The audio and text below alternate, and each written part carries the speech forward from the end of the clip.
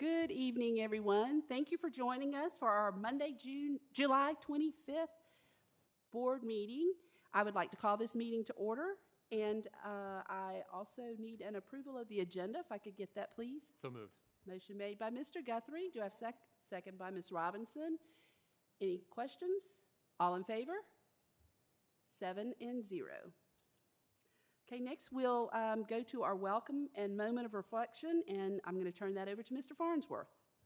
Good evening. Thank you, Madam Chair. Welcome, everyone. I hope everyone's having a fantastic summer. Believe it or not, I think we've got one more meeting until the summer's over. I know that's sad for our educators. They love their summers, but I know they're also excited to get our kiddos back in school. So that's the good news. So tonight, and for those of you that know me, I love TED Talks. I'm all about TED Talks. I watch TED Talks till I am blue in the face. There is a gentleman out there, please, if you have something to write down on, his name is Josh Shipp. If you haven't seen this guy, especially for our educators, SHIPP, look up his TED Talk. He is just a phenomenal educational speaker. And I won't go into his full story, but he's got a very simple but powerful story, and I'll give you this little snippet from one of his TED Talks, because I think it's very powerful as we go into the new year, and I'd like for our educators and really anybody out there that's watching to think about this. Josh says, statistically, I am supposed to be dead, in jail, or homeless. At 14, I'd been kicked out of so many foster homes that it became a game to me. I acted out because I didn't trust anyone, and I didn't expect that to change anytime soon. So, how come I didn't end up yet another statistic? The answer? One caring adult. That's it. One caring adult. So think about that. Be that one caring adult in that child's life to completely change the trajectory of their life. You have that power, we have that power, and it's a pretty awesome and amazing responsibility. So I know we all take that to heart. So there you go. Welcome. If you will, please join me for the Pledge of Allegiance.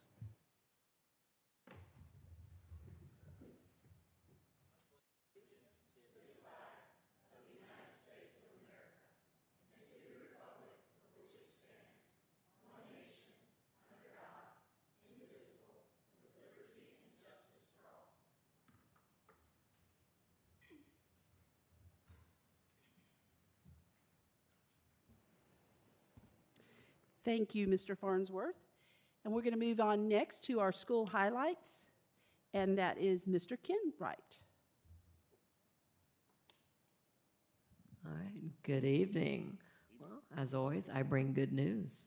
I would like to invite our students from Ashley Ridge High School. If they could come up to the center of the room, please.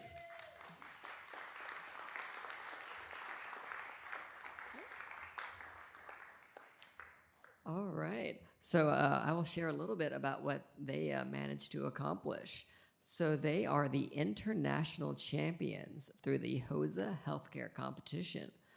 They and the team included Kennedy Elwood, Bella Grossman, and Brooks Matthews. They earned first place in the MRC partnership.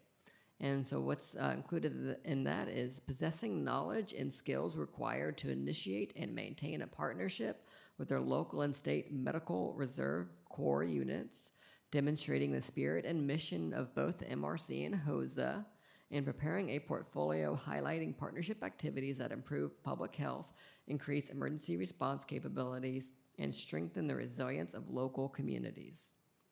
And they are among the leaders, or the future leaders of the global health community, who are developed through education, collaboration, and experience. If we could please give them a round of applause.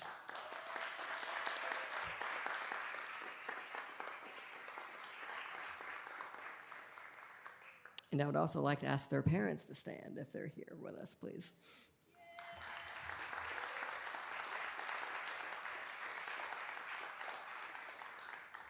And if their sponsors could please come up and be part of our photo.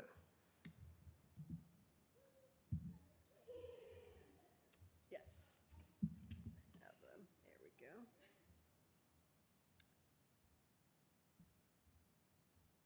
And again, that's Kennedy Elwood,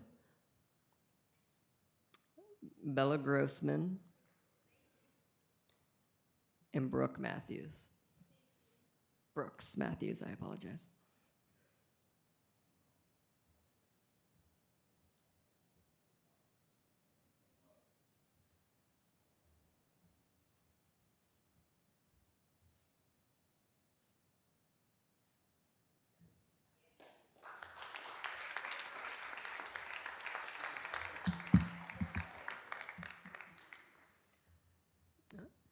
And if you just want to stay up here, please, Miss Elwood. Let me tell you a little bit about her. So Miss Elwood, who is a CTE teacher at Ashley Ridge High School, she won a statewide award. She received the Teacher Educator of the Year award from the South Carolina Association for Career and Technical Education. She received this honor because she demonstrates innovation in teacher education, leadership in improving CTE, and commitment to preparing teachers to deliver high-quality CTE programs. Thank you so much.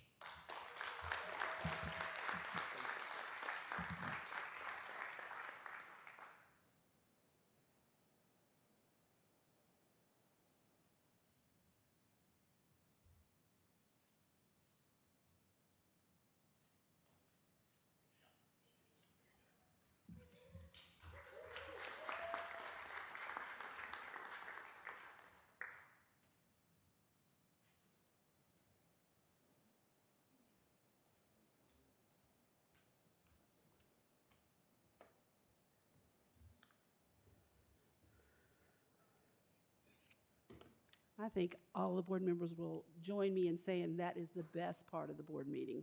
That really is. Thank y'all for all you do. We really appreciate you. Okay, next on our agenda is public comments on agenda items, and we have no public comments on agenda items. So we're going to move on to the approval of the minutes. Board members, in your packets, you should have received the minutes for regular meeting of June 27th and the call meeting of July 18th. Does anybody have a problem with doing that in open session? Okay, I need a motion to approve those, please. So moved. Motion made by Mr. Guthrie. Do I have a second? Second by Ms. Crosby. Any discussion? All in favor? 7-0. Next on the agenda is the board chair's report. I want to begin by saying I think we have had an awesome couple of weeks, or the beginning of the second week, with our new superintendent finally here in-house and joining us, and we've had lots of good things that have occurred. And one of the good things that occurred is we had a board advance on Friday, and it was an all-day meeting that we talked about his goals, we talked about our goals, we talked about the way the transition was going, things that were happening, and you know, just where we wanted to be in the next few years, and looking at a little bit further than just this school year, looking further into like a 3-year plan, what we want to do and where we want to be in 3 years. And it was a very good meeting, very informative meeting, and he certainly kept us very engaged. So if you have not, any of you in the audience have not had time to have one of these meetings with him, you're in for a treat, because he will keep you engaged. I promise. He demands it. So, but I want to give everybody an opportunity, all the board members, an opportunity to just maybe talk a little bit, if they want, about maybe what they learned or how they felt about our board advance, because this is not something that we have very often. Matter of fact, I think we've only had 2 the entire time that I've been on the board, so this was my 3rd one. So I think it was a great thing. So if we want to start down to the end, Ms. Crosby, do you have anything that you'd like to add or say about your experience with it?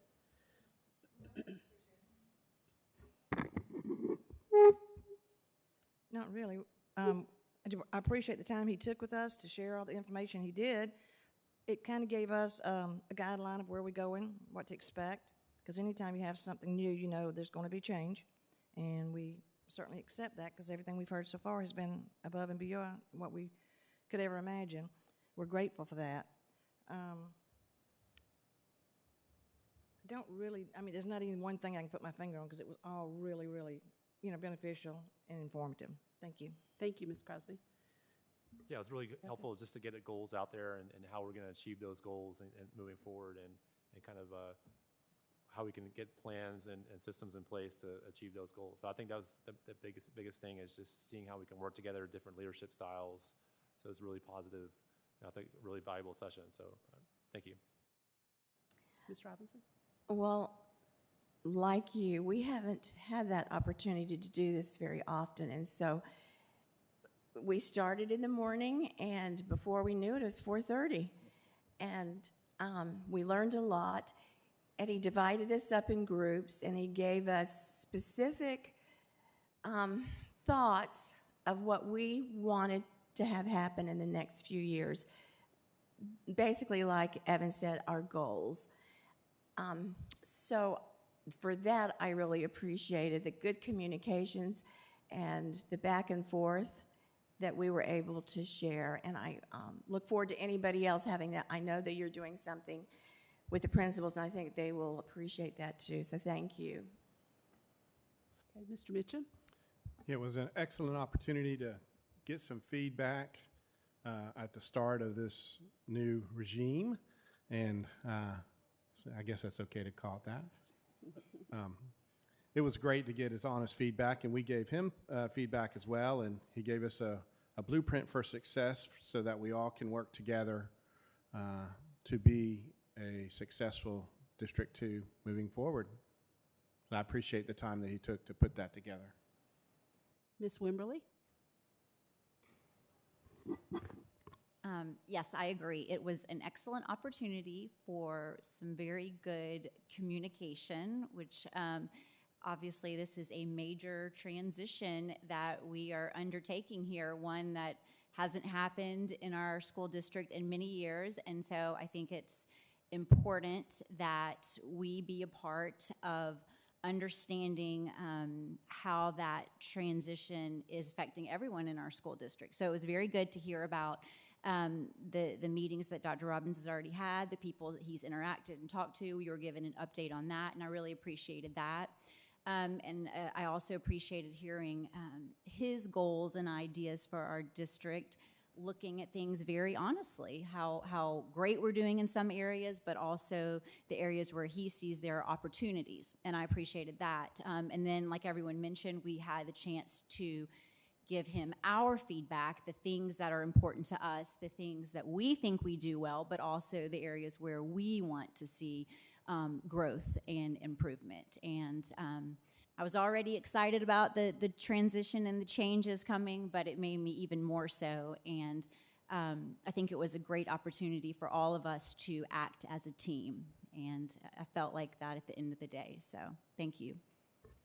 Mr. Farnsworth? Yeah, definitely a great use of the day. Thank you, Dr. Robbins, for putting that together. You know, both military folks were used to those kind of days where you need that initial briefing and, you know, kind of moving forward. But I think I look at it, I will say I'm excited because there are a lot of things that we talked about, and I see us hitting the ground running very quickly with a lot of pieces to the puzzle. So I'm excited about that. And the other piece of it, you know, from a very high level, it's a little bit, we've all got to learn how we each operate, right? We've got to learn your leadership style. You've got to learn our leadership style, because if Team Dorchester is going to work, then we all have to be on the same page and balance all those pieces. So from that standpoint, those types of days and being together with you all day, you know, again, we start to learn that, you learn from us. And so it definitely makes a positive impact. So good stuff. Thank you. Yes, I agree. It was just a great day, and I think a much needed day for all of us board members after everything that we've gone through with, you know, the last couple of years, and then doing the superintendent search and that kind of thing. It was truly a blessing to see it all come together and to see it doing so well and see all the positive impacts that we are already having. So thank you very much for what you're doing and for what you're going to do going forward. So we really appreciate you. Okay, and we're going to move on now to our superintendent and his cabinet report. And Dr. Robbins will take care of that one for us. Thank you, Madam Chair, members of the board. Nice to see everybody this evening on Monday. And I appreciate the comments, but you know that I'm just part of a team. And I have to say thank you right out of the gates because you did spend an entire day. It was work, and you know, you only get out of it what you invest in it. And I think you guys invested an awful lot, and I really appreciate that. One of the things that is really important to me is to make sure that we are doing, you know, what the board hopes to see us do as a district. Being at the top is where we are supposed to be and where we're going to be and where we're going to stay. But I always say goals, if it gets measured, then it gets addressed. And so having your goals in these different areas of what we do in a school district are really important to build upon the things that we have been doing in the past and how we're going to get better in the future. The other thing too is the board goals then become the blueprint on what I'll share with our district administrators in the upcoming years at our summer symposium. This first year, we're still working on that. I really appreciate the goal setting session, but we're going to need to refine it, you know, and find out truly what is, you know, most important so that we can capture that. My goal is for that to be very visible because, again, if you see it, you make sure you're making progress towards it. And if you're not, then we have to find reasons why we're not making progress towards those goals. So I'm very excited about that. You know, was shared, I have had the opportunity. Again, I want to publicly say thank you. You guys afforded me up to 15 days to come into the district and start meeting community members, and I took advantage of it and met with over 36 different groups and individuals. Had the opportunity to speak at a couple different meetings as well.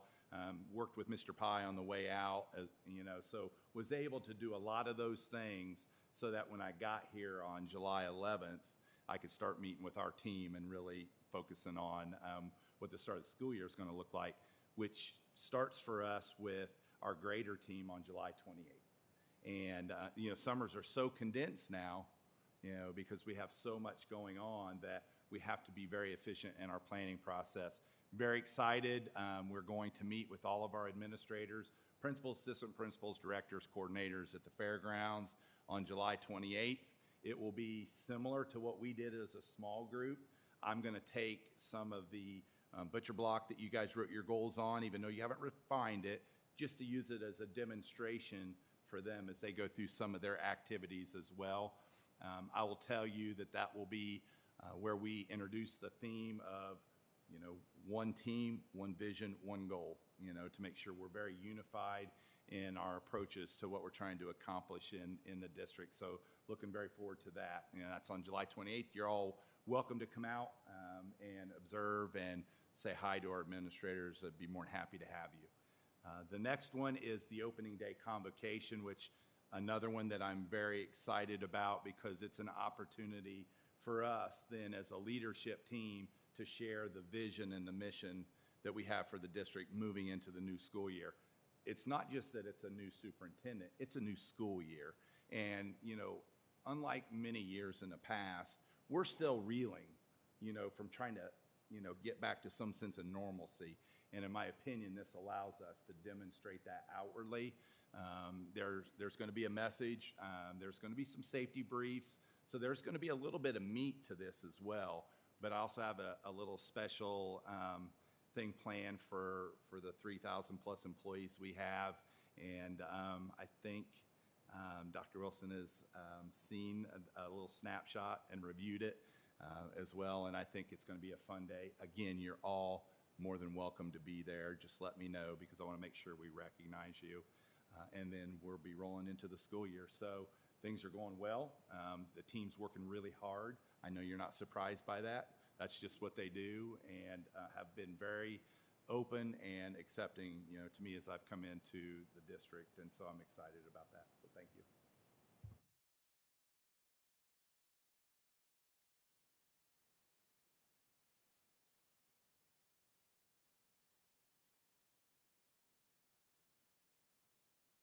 So you all should have received in your packets a slate of personnel recommendations. and they're before you, and so I'd make a recommendation that you adopt those. Okay. I need a motion to approve those recommendations, if everybody's okay with doing them in open session. Okay, I've got a motion for Mr. Farnsworth. Do I have a second? Second by Ms. Crosby. Any discussion? All in favor? 7-0. Okay, next up, we have the finance section of the cabinet report, so I'll ask our CFO to come up and present. Good evening, Madam Chair, board members, and Dr. Robbins. This evening, we're going to look at our unaudited June 30th, 2022 finance reports. We have a comparison with our June 30th of 2021. Again, these are unaudited. We're still working on our closing entries. We still have one more check run that will be this week, which will accrue back if they were for any goods or services that we received from the prior year. We have our final payroll that's for this year that's posted back to last year. So we're almost done. The auditors have started, so we're working with them. So they're checking us out, all of our information. So as you can see in our June 30th, 2022, our total assets as of this date are at $72.3 million. We anticipate receiving some more taxes. We usually capture those up to 60 days after the end of the year from the county, so those will be accrued. And are due from other funds. I just wanted to point out that that dollar amount of $9.6 million is in line with where we were last year. Those are our fourth quarter claims that we will be submitting to the State Department in August. So it's just a little bit of a timing issue. We will get those monies. Our liabilities are right in order with last year, and our fund balance, if we were to remain at where we stand right now, it looks like we would have an increase of $2.5 million in our fund balance. That figure puts us at roughly 18.5% of our fund balance over our budget.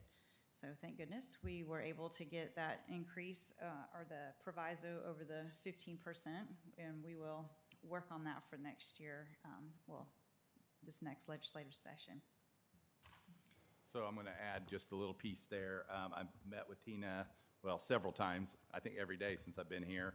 But we talked specifically about one way that I think for you all will be very beneficial, and I think we've discussed it as a group, is the creation of a general fund cash flow history that we will present every board meeting, or once a month, not every board meeting, but once a month after she closes out the previous month. And it will give you where we speculate we may be headed, and then where we are real time. So it's just a really nice snapshot for people to look at and understand financially what our standing is. So we'll put that together for next month for y'all.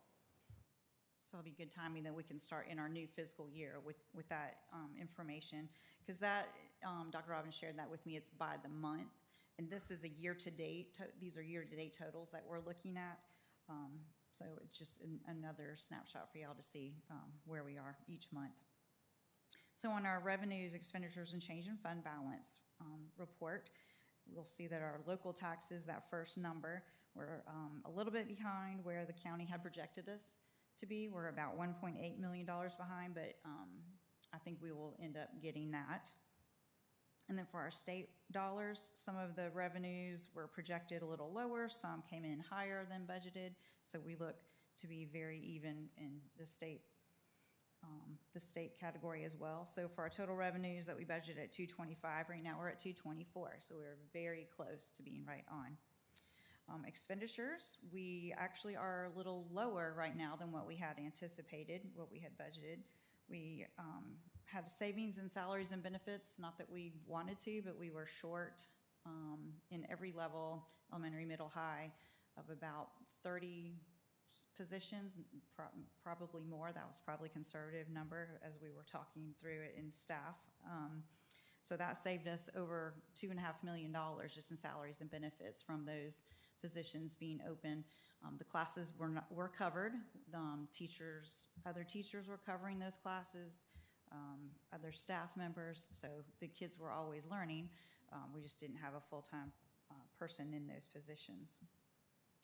One of the areas that we had talked about through the year as we saw that we had some of these savings, we had spent some additional money under the facilities custodial maintenance department. There were some additional HVAC repairs that we had, so we knew that we had some savings in this other part of the budget, so we went ahead and utilized those funds there. So even with all of that said, and again, we're still working on our closing entries, our total expenditure projections, right now we've only have $221.9 million of our $225.9 million budget. So we have some savings there. Still working on year end though. The next report will be our food service fund. This June 30th, 2022 as compared to 2021 is, wow, a lot different. So Sodexo has really helped us in this current year. We're looking forward to some changes for this new school year coming up. Participation will increase tremendously, so you'll see that due to general fund number as a negative 4.6. That's really a positive. We may end up moving that to the asset section since that's the positive. So on your next page, you'll see where we can show that the USDA meal reimbursements of $13.6 million as compared to just $6.9 million last year. So we had great participation this current year. We also received some federal revenues. Those are some grant monies that we'll be working to spend this new year. It was for supply chain issues, so they gave us some money so that we could work in this new year with that. Of course, the purchase services, that's our line item for where Sodexo is paid. So as meals are increased, Sodexo has a fixed contract price per meal, so our purchase services was higher there. Still, if you look at the bottom line, it looks like our net change in fund balance, we will be doing very well at $4 million. Again, a little bit more of closing entries, and we also are working on the equipment. So we're getting those orders together to help with the large equipment that is still the district's responsibility. I might just add also, I've had several meetings with Sodexo and with Tina, and just talking about expectations of moving into the new school year, understanding that that's probably going to be an expense to them, and they acknowledge that and are putting a plan together that we hope will be, you'll see some changes and be successful. Well, can I just ask real quick? I know the federal monies have stopped for food. So do you think we can expect a drop in participation initially? Let's hope not. Sodexo is going to do some great marketing, advertising. They've already started with making sure that folks reach out for, fill out their free and reduced forms, since, as you said, the meals are no longer free. So we're trying to get that information out to everyone. Thank you. But in transparency, I would say very good, strong likelihood, but they've got a plan to try to recover that. And again, we're going to try to market what we're doing a little better for the kids across the board. So we'll keep a good, strong eye on it. Well, I like what you told us in our meeting about the amount of food and what you plan. Could you share that? Yeah, so we talked a little bit in one of our meetings. It's kind of hard for some people to understand that, you know, they are guided by federal guidelines. And so the amount, the quantity that they serve has to fall within certain parameters. However, there are some things that they call zero cal, or it's a zero on the scale in terms of food that you can provide for students. And I just tossed this out to our Sodexo rep as something to consider, but it's the endless carrots and celery and stuff like that.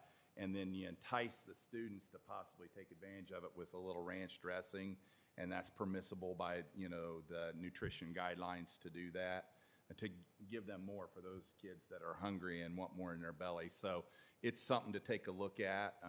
She's going to bring back a lot of other initiatives as well to try to encourage kids to take advantage of the meals. So again, when you're not putting them in boxes and shipping them out to classrooms, then hopefully the quality will improve significantly, and that's our goal.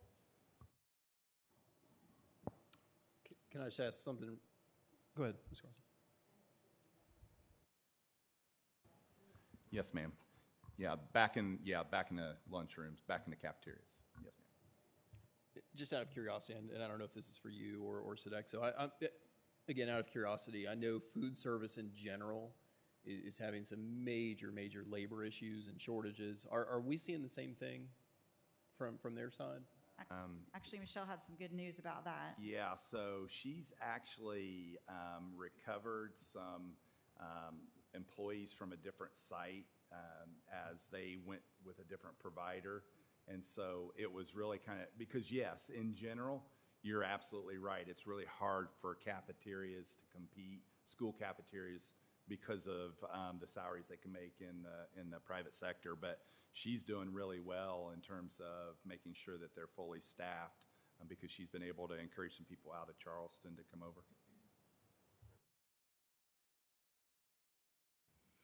Another report to share that was in your packet, or the elementary school, middle school, and high school activity fund balances. It's broken down into what their general and operating accounts are, as well as their trust accounts, which is the different the different clubs that they have. So, for example, the high schools have probably 100 different clubs, so those totals are made up of 100 different balances. So the totals that you see are for a lot of different activities that happen at the schools.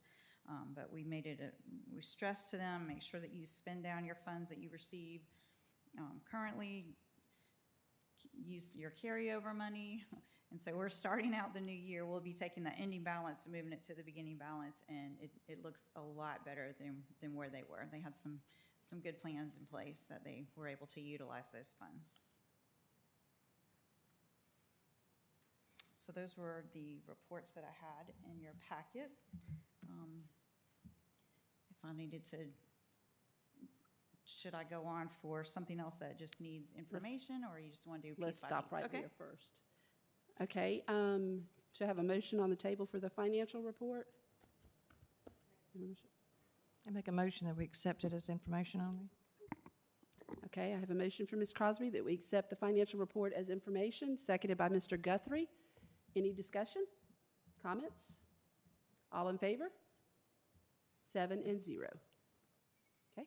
Okay, great. The next item is for your consideration, a bond resolution for our debt payments. And this is a resolution, I'll just read a snippet of it, authorizing the issuance and sale of not exceeding $32 million in general obligation bonds.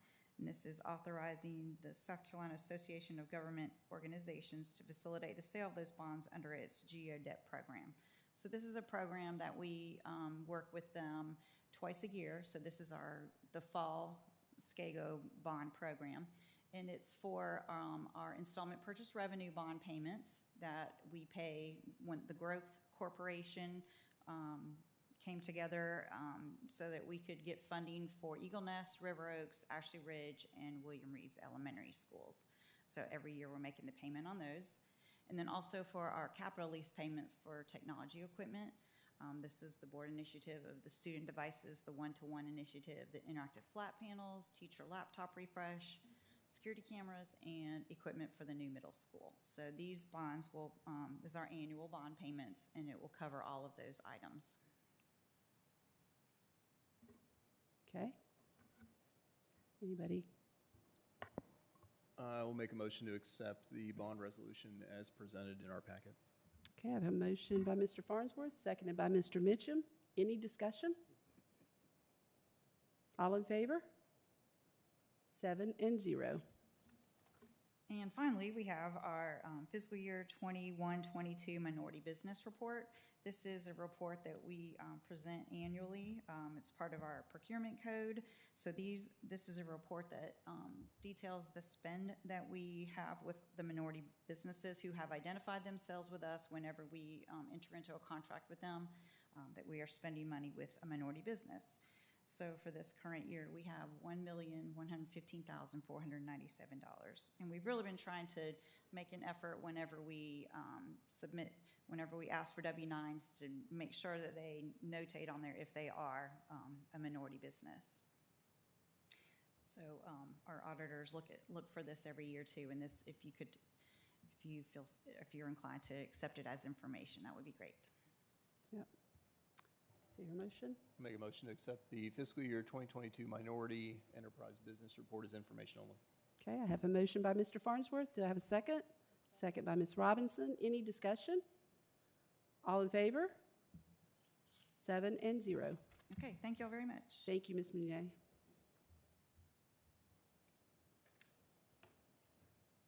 You're up, boss.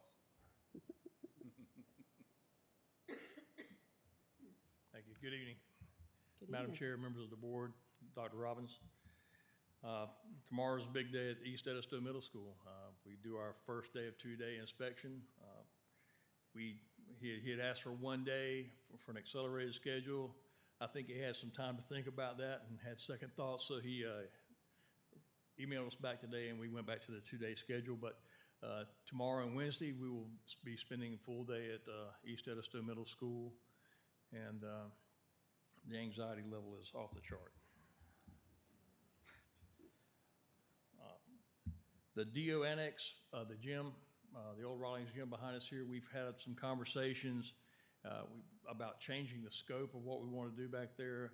It's still in conversations of what we really need to end up with back there, and I think we need to get some more players involved and talk about, how we have some folks spread out and exactly what we want to do there before we jump off on that contract. So we're going to start that conversation shortly after Wednesday. The HVAC upgrades at Niceville Elementary and Span Elementary, we've hired Constantine Engineering Associates to help us with that. They've already started doing the field work.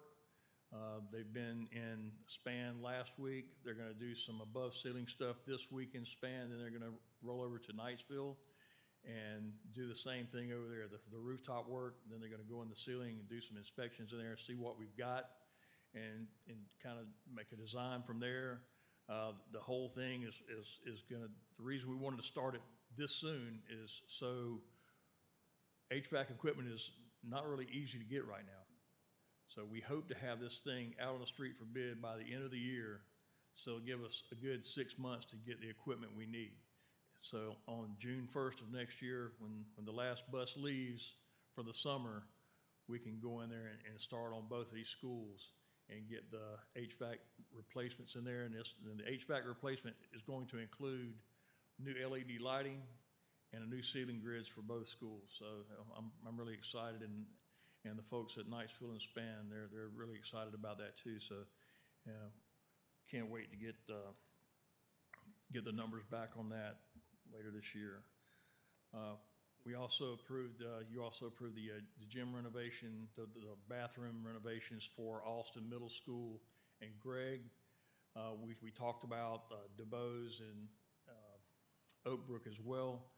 I wanted to test the waters with these two. They were in the worst shape of the 4 gyms, and so we've hired Mosley Architects to go in, do a space evaluation, and they're going to provide us with a design for an upgraded bathroom facility and changing area for those gyms, and hopefully we'll have some decent restroom facilities in those schools at those locations before when it's all said and done. And there again, we're starting this process early so we can have it out to bid. So because the supply chain, nobody really knows where the supply chain is going right now.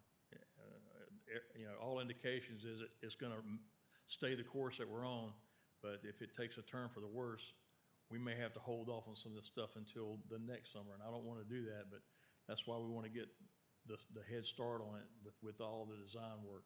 And the same thing with the roofing replacements at Beach Hill, Gregg Middle School, Knightsville, and the one wing over here at the DO. They're all partial replacements, but what we found out with East Edisto Middle School is roofing material, the insulation, and the top coat. It's all hard to find stuff now. It's just crazy. What we took for granted 3 years ago, we could make a phone call and have it done in 48 hours. It's 6 to 12 months now on some of this stuff. So that's what we're looking at on the construction side. I just wanted to give you a quick energy management update. The State Energy Office, they send us out an email every July saying, hey, where's your consumption report? So we compile the data. Our energy manager, he's working on that right now. We maintain all of the energy data for our district and portfolio manager. And that's really important because it gives us a real-time dashboard. As soon as he updates the consumption data and how much we spend on energy, it goes in and it gives us a number that we use in energy talk called the KBTU. And that's the 1,000 BTUs per square foot. And that's the lower that number, the better off we are. We've got some schools that are performing really well. And we've got some schools that we have made a lot of improvements on, but we're kind of at the mercy of the time frame it was built. Like Pye Elementary is a perfect example. When we built that school, natural gas was not available there. So it's a total electric school, and that's what drives up the KBTU at that school. But we'll have that report for you before we send it to the state, and get your blessing on it before we send it out of the house. And that's all I have for this time. Any questions? Well, that's a lot. You've been busy. We try to stay busy. Mr. Tony, I don't think I've ever seen you lose your cool. You hide your stress very well. You're not around me all the time, are you? I don't want to see that. Mr. Farnsworth, did you have something you wanted to add? I did, if I may. East Edisto Middle School, I just want to, first and foremost, thank you and your team and Thompson Turner. We drove out there. That's my hood, and so I was like, oh, I'll just go check out the middle school. Holy cow, I mean, was it last month, I think we all went out there, something like that? In a month time span, I mean, from the front of it, it looks like it finished school, and I know they're making tons of progress. But I just want to say from my level, and again, I would never speak for anybody else, but from my level, this has been one of the easiest projects. We've done a lot as a board and as a district. We've done a lot over the past several years.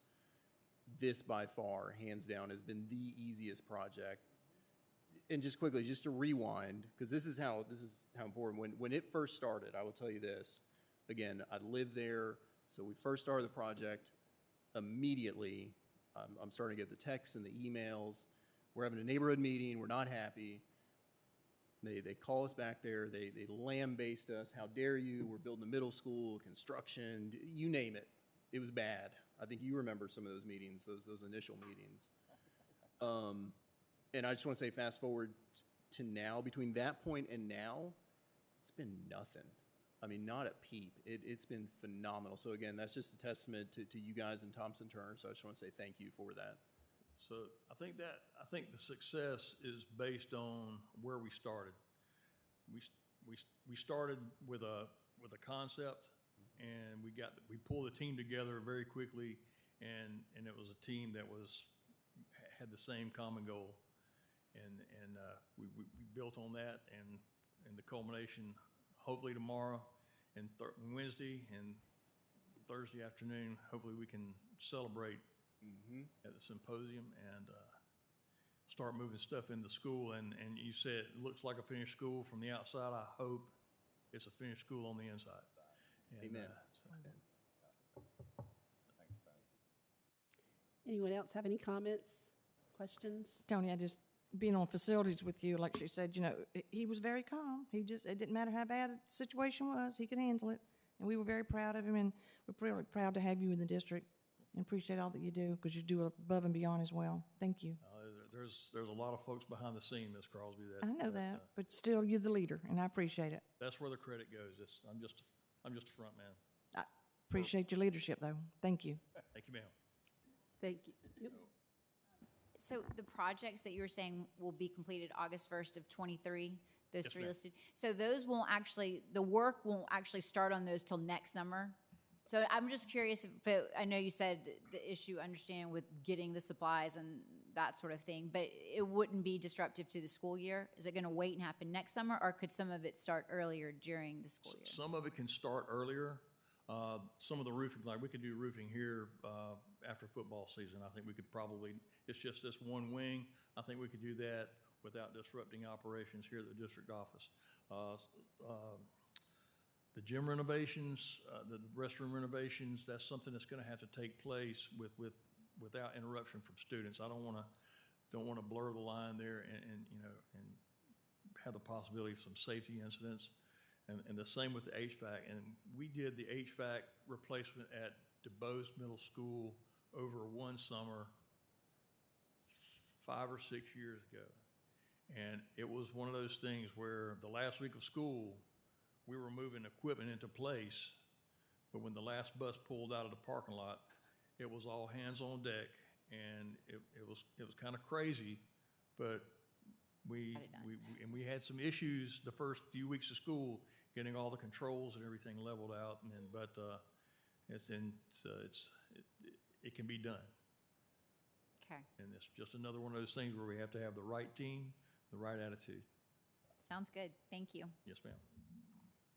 Thank you very much. Thank you.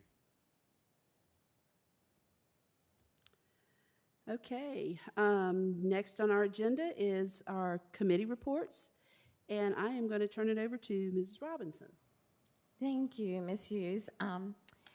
It's only been a little over a year ago that SMEG, it's a Southern Magnolia Group, was formed with the permission of the Board of Trustees because it was all about what was going on in our district. And I cannot tell you how positive I have watched being asked to be on that board, to see how the town, the county, and the school district, when they come together for a certain specific goal, just how positive it was and how quickly things were done.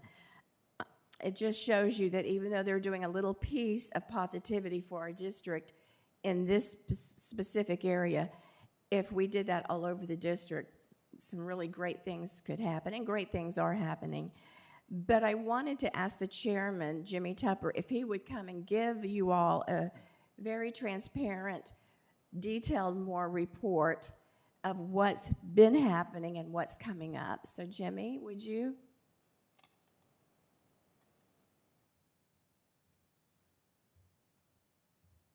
Thank y'all for having me here tonight.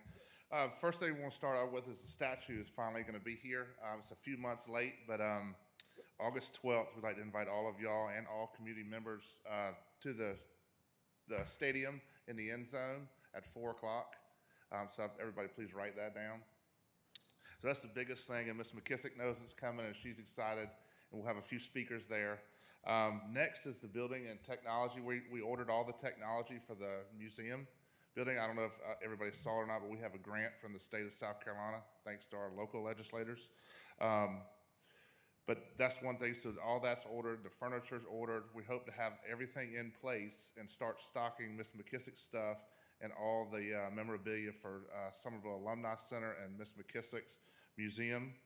That should be hopefully up and running this football season. We want to get it by the last game. So some great news, Ms. Fryer called, well, great news that we got, but her husband passed away a few months ago, but he had every roster there was for John McKissick and all the coaches already on a database. So that will be something we got received the other day. We have, we're getting all the film donated to us where a man did that over the years. And right now we're currently working on the scrapbooks that Miss McKissick has. So all that'll be on a digital platform over there to look at. But the biggest thing we've done so far to me is pull the community together. It's been the town, the county, the school district, and many people in our community, our business associates that have helped us along the way. So right now to date, we've been formed only a year and a half ago, but we've been working on it for about 2 years, a little over 2 years, I think, is what we've figured out. And we've raised over to date $1.75 million for the school district. So it's been a hard run, but it's been a fun one, I can tell you that. I don't think it's over. We're going to keep going forward, and once we get the museum up, we'll let you know what the next project is. Thank you.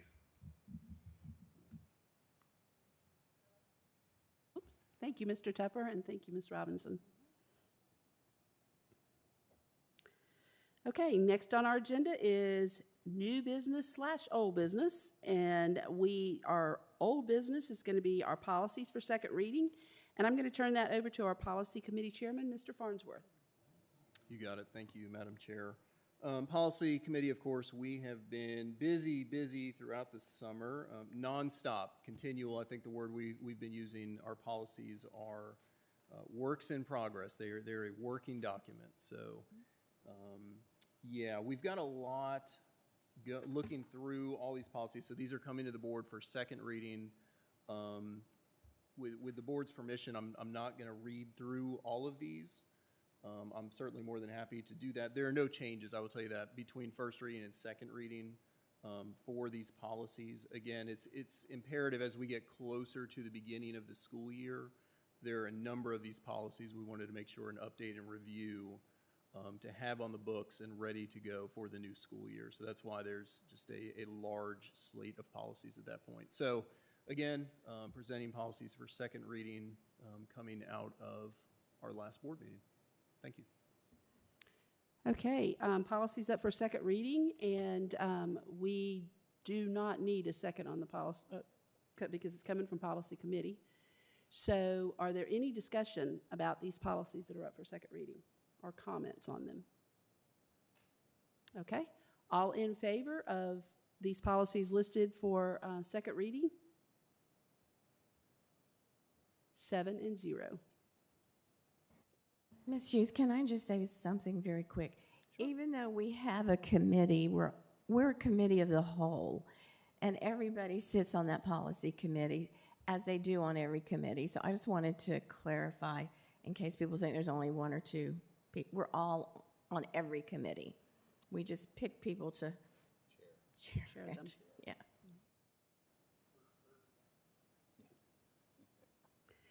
Okay, next on our agenda is public comments, and we have no public comments. And also on the agenda is executive session related to personnel matter, if necessary. And we have no personnel matters necessary. So I need a motion to adjourn our meeting. Motion to adjourn. Motion made by Mr. Guthrie, seconded by Ms. Wimberly. Any discussion? All in favor? 7-0. Thank you very much. Y'all have a great evening.